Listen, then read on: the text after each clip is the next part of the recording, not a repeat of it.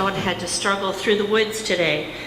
We are starting a new series, and this is my third summer, believe it or not. First summer we sailed, and last year we fished, and this year we are camping. We are roughing it, and we are going to be talking about the original group that roughed it for 40 years in the desert. We'll be following the trail of the Israelites after the Exodus from Egypt. Can you flip to the next one there? Are you familiar with this picture? It hangs in a lot of places and a lot of homes, and there's a story to go with it. I can't verify how accurate it is, but it is said that there was a man that knocked on the door of a struggling artist in northern Minnesota. And he asked if the man could spare anything to eat. The artist, which didn't have a lot to go on himself, shared what he had with the old man.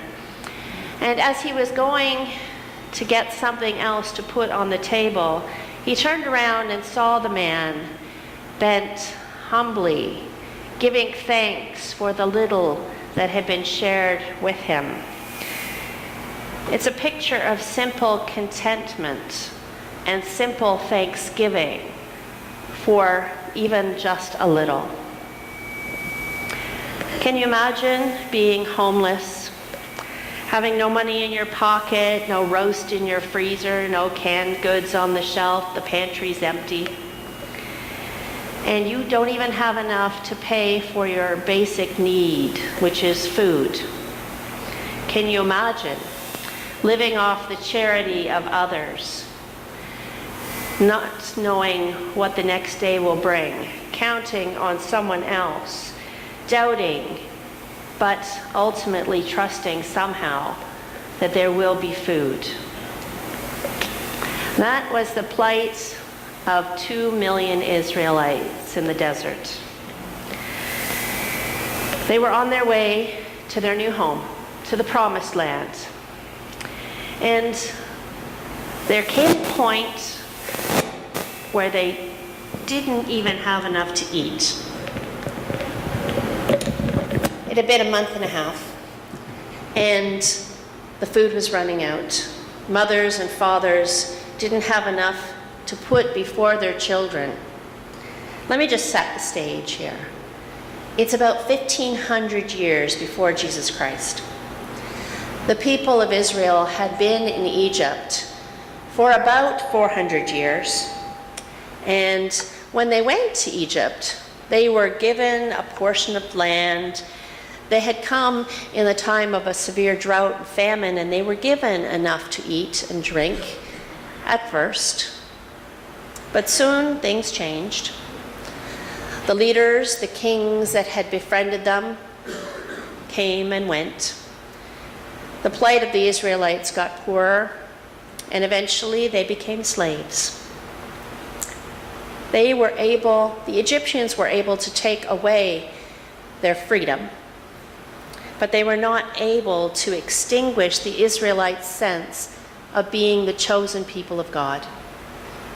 The Egyptians were able to squelch the Israelites, but not their faith, not their trust in God, that God would one day notice their troubles, hear their prayers, listen to them, and deliver them. And deliver them he did. Moses came. Moses came and went to the Pharaoh and demanded, "Let my people go." And Pharaoh didn't listen. So God paid a little visit. 10 of them, in fact. 10 plagues. Do you remember what they were? Locusts. Let me see if you guys can get them all. Locusts, frogs, boils. Pardon? Boils. Got 3. Got locusts. Pardon? Death of the firstborn. Absolutely. That was the kicker, wasn't it? Blood in the river. Gnats, flies, diseased livestock, and the water turned to blood, and then darkness. 10 of them. 10 plagues God sent, and finally, with the kicker, with the death of the firstborn, Pharaoh finally said, go, leave. And the people of Israel packed up whatever they could. They plundered Egypt. They took gold. They took everything they could possibly carry with them. And off they went. But a funny thing happened on the way to the promised land. They forgot. Despite their outward confidence in God, they displayed a nagging tendency to forget what had got them there. They forgot the cornerstone of their faith was God. Their confidence in God, their trust in God, their trust in the promises of God to deliver them to the promised land.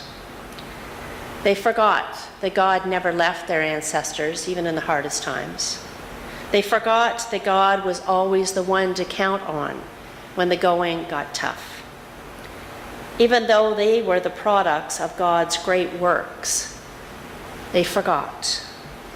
They displayed a conspicuous lack of faith in God and in the future.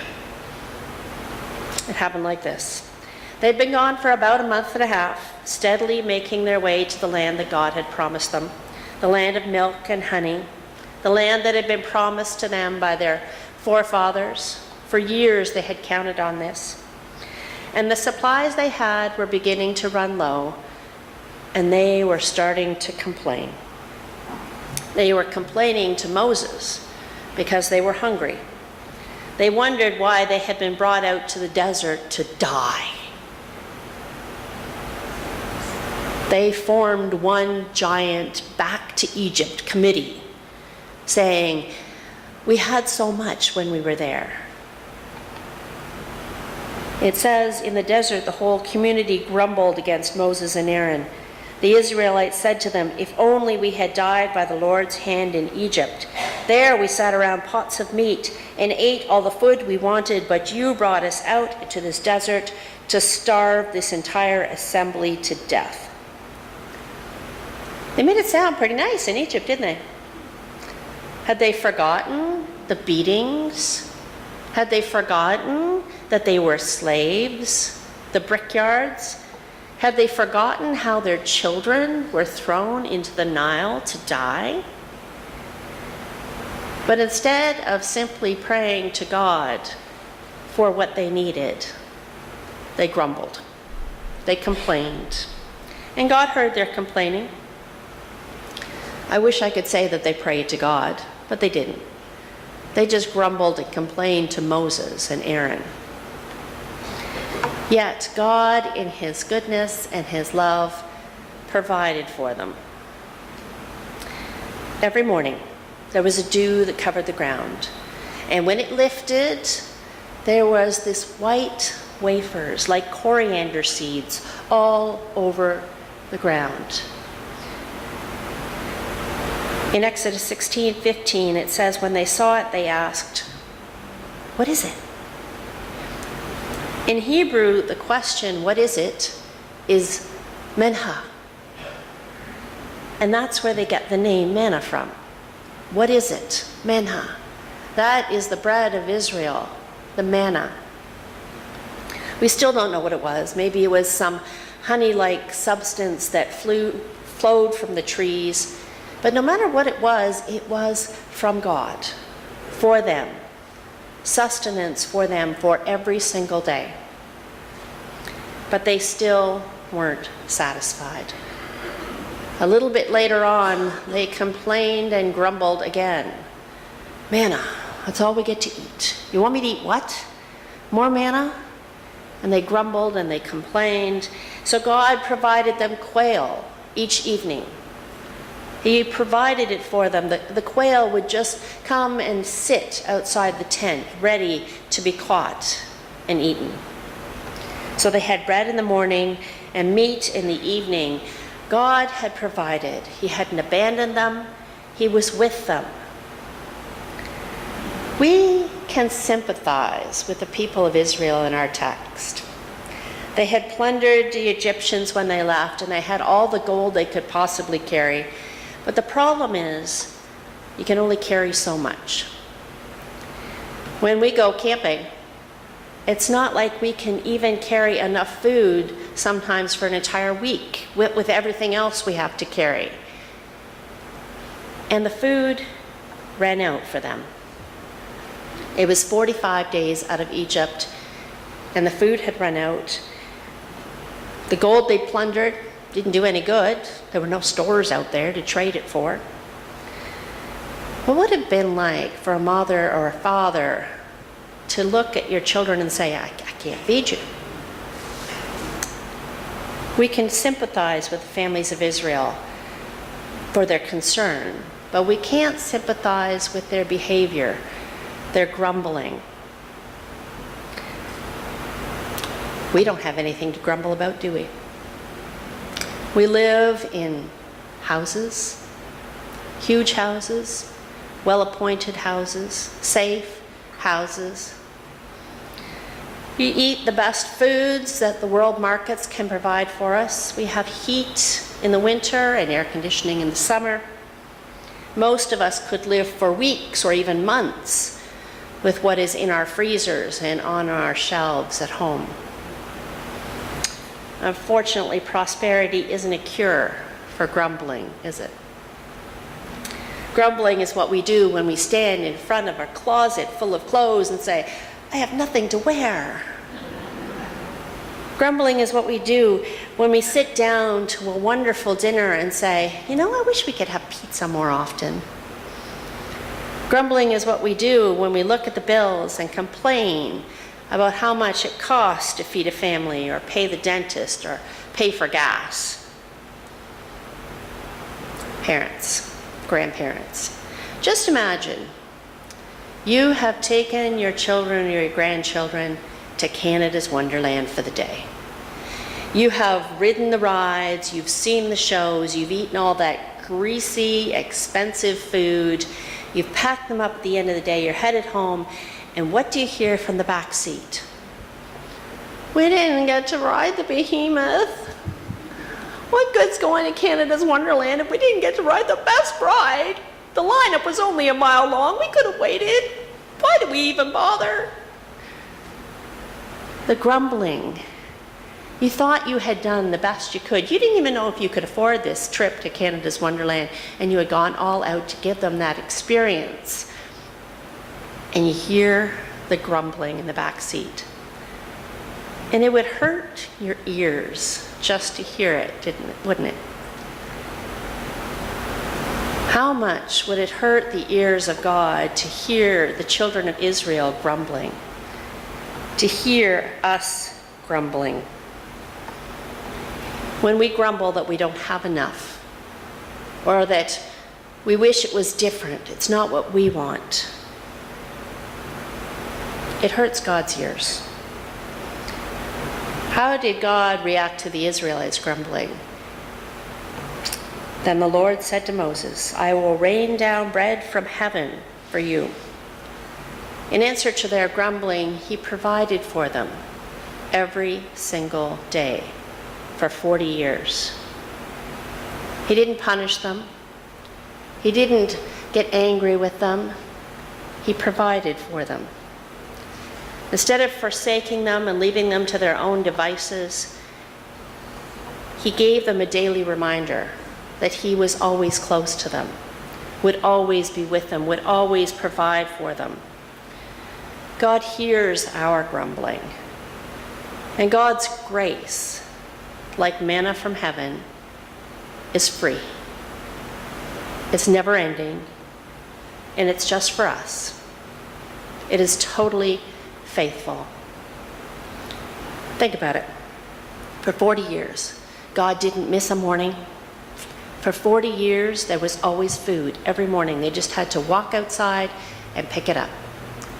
For 40 years, he made sure the people were fed. There were no crop failures. There were no missed days except the Sabbath, which was because God wanted it to be. And even then, the food that had gone bad in the week prior never went bad for the Sabbath. 2 million people scattered across the desert, every morning went out to breakfast that they just had to stoop down and pick up. What a marvelous sign of God's faithfulness to the people. Have you ever thought how easy it would be to believe in God when you had that tangible example every day? Food God put there just for you. Food that you could pick up and eat, that you could see. Funny things happen on the way to the promised land, don't they? We tend to forget what's really important. We tend to stop trusting God. We tend to start grumbling. We forget our past and doubt our future. The fear of what may happen tomorrow leads us to start hoarding today, to make sure that we have what we want, that it's available when we want it. We stock up, we load up, we hoard all we can get. I mean, there's nothing wrong with being concerned for the well-being of your family. It's okay to want to provide food for those you love. But we are living in a day of all-you-can-eat buffets. We like to stop off at the Mandarin and we gorge ourselves until we can hardly move. We go to the movies and we have to stop first for the bucket of popcorn and the barrel of Coke to go with it. It's like saying, I have to pack it all in today because I'm not sure it's going to be there tomorrow. The children of Israel were pretty demanding people. They wanted what they want, and they want it now. Give us food. Give us food. No, not that food. You want us to eat what? No, we want other food. They grumbled. They forgot all of the things that had happened and said, God, what can you do for us now? Yes. It's absolutely true that God was good to us yesterday and has been good to us today, but we forget to count on God being good for us tomorrow. For us, it has more to do than food. There is an inner hunger that we have that we try to fill with all kinds of things. Through food, through drink, through drugs, through sex, through conspicuous consumption, through power. We figure we have to have it all and we try and pack it all in and it doesn't fill us. What we really need is the peace that passes all understanding. What we really need is confidence born of knowing that God is with us. He's brought us so far and he will not abandon us in the future. What we really need is to be grateful for what we have, to stop grumbling if we don't have everything we want. What we need is to find meaning in the things other than those things that we stuff into our bodies. What we need is to find meaning in the one who could truly fill us, God, through Jesus Christ. Even though they didn't realize it at the time, the people of Israel were not left alone, not left to their own devices. They're not left to fend for themselves. God cared. He fought for them, he fed them, he cared for them, he led them, he prepared a home for them. And that has never changed. And it never will change. This picture you see is entitled Grace. We are given God's grace. Yesterday, today, tomorrow, always. Thanks be to God.